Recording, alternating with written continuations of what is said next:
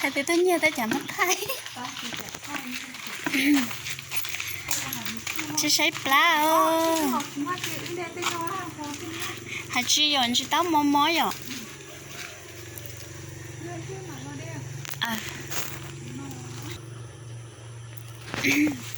Wow, chị tao lo thì tiếc liền. Chị cá thì tiếc ta chỉ mà cha nó cái chị cá lấy thế à.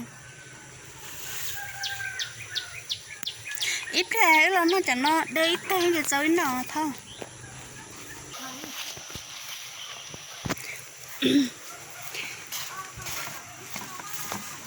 Ha.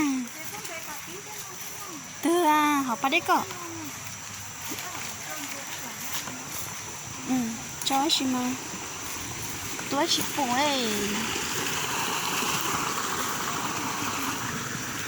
Thao thì nó thao. Sáng cao ơi. À. Ôi trong bóng vàng play à.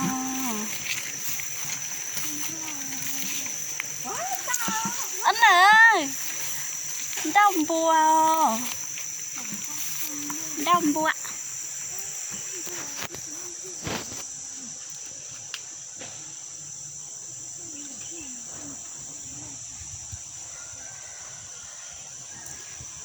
Bóng mua ăn rồi. Ô, nên chơi bóng phải đi liền.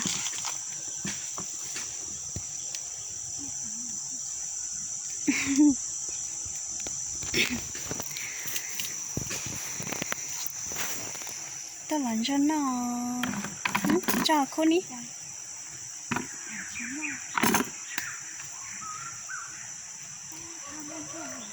Ô làm lấy ô thôi thì tiếc cháu nó nhở.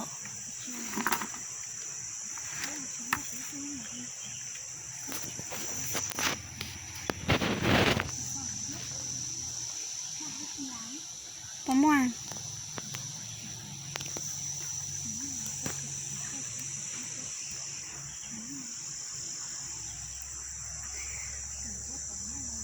Tao làm cho chúng mình cho đi à.